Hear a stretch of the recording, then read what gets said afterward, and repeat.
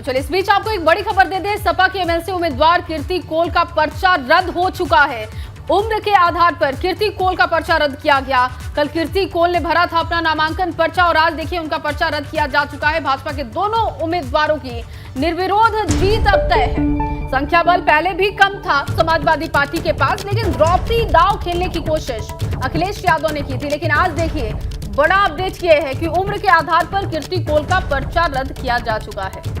बिल्कुल 11 तारीख को चुनाव होने थे, लेकिन अब ये निर्विरोध निर्वाचन की तरफ बढ़ चुका है। चुनाव की स्थिति नहीं है। उपचुनाव परिषद की 2 सीटों के लिए कल ही तस्वीरें आई थी कीर्ति कोल के नामांकन की दाखिल करती हुई, लेकिन अभी बड़ी अपडेट ये है, डिटेल आपको और पहुंचाएंगे कि आखिर क्या क्या आधार रहा है। लेकिन फौरी तौर पर यह पता चल रहा है कि उम्र को आधार बता करके उनका पर्चा रद्द किया गया है, यानी पेपर वर्क में कहीं ना कहीं कोई खामी पाई गई है। इस वजह से नामांकन रद्द होता है और कुल मिलाकर के दोनों प्रत्याशी बीजेपी की निर्विरोध अब निर्वाचित होंगे परिषद के लिए। संख्या बल के हिसाब से पहले से भी ये तय था, लेकिन चुनाव की स्थिति अब टलती हुई नजर आ रही है। 11 तारीख को चुनाव होना था, नामांकन की कल आखिरी तारीख थी, तस्वीरें भी आई थी, लेकिन अपडेट अब ये आ रही है कि बीजेपी के दोनों उम्मीदवार निर्विरोध निर्वाचित परिषद पहुंच जाएंगे, क्योंकि कीर्ति कोल का पर्चा रद्द हो गया है। बताया जा रहा है कि कुछ कागजात में गड़बड़ी है या कमी है, ये डिटेल भी हम आप तक पहुंचाएंगे। लेकिन अभी बड़ी खबर यह है कि कीर्ति कोल का पर्चा रद्द है, नामांकन रद्द है। ऐसी स्थिति में निर्विरोध निर्वाचन दोनों प्रत्याशी बीजेपी के इस वक्त पहुंचने की तैयारी करेंगे, क्योंकि अब मात्र औपचारिकताएं हैं। 11 तारीख जो चुनाव की तिथि थी उसकी नौबत अब नहीं आएगी, क्योंकि कीर्ति कोल का पर्चा यहां रद्द होता है, यानी निर्विरोध निर्वाचन। आपको बताया कि कल आखिरी तारीख थी। बीजेपी के दोनों उम्मीदवारों के साथ हमने एक और तस्वीर देखी जहां कीर्ति कोल ने अपना पर्चा भरा, लेकिन आज बड़ी खबर यह है कि कीर्ति कोल का पर्चा रद्द हो चुका है, निर्वाचन रद्द हो चुका है। बताया ये जा रहा है कि जन्म के आधार पर कुछ गड़बड़ी पाई गई है, जो कागजात जमा किए जाते हैं, जो पेपर वर्क किया जाता है, उसमें कुछ खामी मिली है और इसी आधार पर उनका पर्चा रद्द होता है। और इसके साथ ही ये तय होता है कि दोनों ही सदस्य बीजेपी के परिषद जाएंगे निर्विरोध। सीधा रुख करते हैं हमारे सहयोगी अनुभव का और जानकारी लेते हैं कि क्या है डिटेल्स, आखिर पर्चा रद्द कैसे हुआ, क्या खामी पाई गई। अनुभव।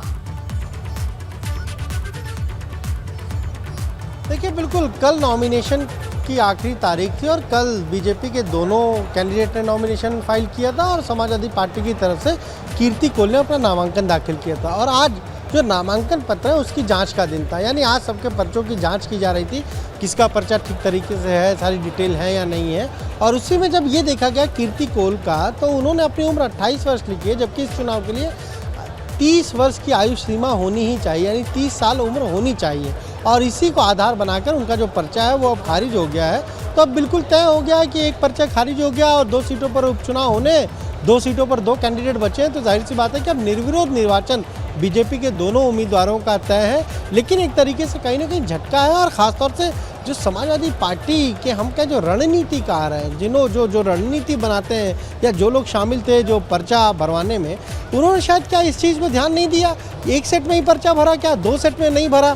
और अगर एक सेट में गड़बड़ी हो गई तो क्या दूसरे सेट में भी वही उम्र भर दी है? क्या ये कहीं हम कहें कि टाइपिंग मिस्टेक है, या फिर वाकई उम्र 28 वर्ष है? और अगर 28 वर्ष की उम्र है तो या क्या पार्टी के लोगों को नहीं पता था कि 30 वर्ष जिसकी उम्र है वही चुनाव लड़ सकता है? तो कई सारी चीज़ें हैं, लेकिन इतना ज़रूर है कि अब चूँकि पर्चा खारिज हो गया है, 2 सीट के लिए 2 उम्मीदवार ही बचे हैं, तो वहाँ पर कोई चुनाव तो होगा नहीं, निर्विरोध निर्वाचन ही हो जाएगा। और देखिए, आज तो पर्चों की जांच का दिन था, 4 तारीख तक नामांकन वापसी है। अगर 4 तारीख तक नामांकन वापसी के बाद 2 लोग ही बचेंगे तो उन दोनों को जीत का सर्टिफिकेट भी उसी दिन दे दिया जाएगा। अनुभव देखिए, तो एक तो कल नामांकन के दौरान अखिलेश यादव नहीं पहुंचे। कीर्ति कोल का कॉन्फिडेंस वैसे ही बहुत लूज था, जब उनसे बार बार ये पूछा जा रहा था कि अखिलेश यादव क्यों नहीं पहुंचे। अब देखिए, रही सही जो कसर थी वो उम्र को आधार बनाकर अब पूरी हो ही चुकी है। लेकिन क्या ये बात पार्टी को नहीं पता होगी कि 30 वर्ष उम्र होनी चाहिए? 28 वर्ष अगर कीर्ति कोल है तो ये पार्टी से उन्होंने साझा की होगी ये बात। अब देखिए यही तो जी। सवाल है कि अगर जो लोग पर्चा भरवा रहे हैं, जो लोग सारे डॉक्यूमेंट को देख रहे हैं, समाजवादी पार्टी की एक पूरी टीम है जो इस तरीके के सारे जो हम क्या नामांकन होती है उनके डॉक्यूमेंट को देखती है, क्या ज़रूरी डॉक्यूमेंट हैं, क्या चाहिए, ये सारी चीज़ें बताती भी है, तो उसको ये तो पता ज़रूरी होगा कि इस चुनाव के लिए क्या उम्र सीमा होनी चाहिए और जो उनकी कैंडिडेट हैं उनकी क्या उम्र है। तो जाहिर सी बात है अगर इसमें कहीं गड़बड़ी हुई है तो ये तो सवाल पार्टी के उन लोगों पर खड़ा हो रहा है जो लोग इस चीज़ को, या हम कहें जो उनके इलेक्शन मैनेजर हैं उनके ऊपर सवाल खड़ा हो रहा है। 30 वर्ष जहाँ चाहिए वहाँ 28 वर्ष की उम्र का अगर कैंडिडेट पर्चा भरेगा तो ये तो जाहिर सी बात है कि उसका पर्चा खारिज होना ही होना है, उसको तो कोई रोक नहीं पाएगा। नामांकन पत्रों की जांच इसीलिए तो होती है और आज इसी नामांकन पत्र की जांच में जब ये बात सामने आई तभी ये पर्चा खारिज किया है, उम्र को आधार बनाया है और उसी के आधार पर इसको खारिज कर दिया है।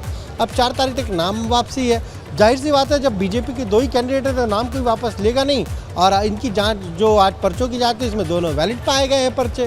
तो ऐसे में अब 4 तारीख को 3 बजे के बाद, क्योंकि नाम वापसी जो है वो 3 बजे तक ही है, 3 बजे के बाद फिर उनको जीत का सर्टिफिकेट दे दिया जाएगा। यानी 11 तारीख को जो चुनाव होना था वो चुनाव नहीं होगा। एक सवाल जरूर है कि किस तरीके से समाजवादी पार्टी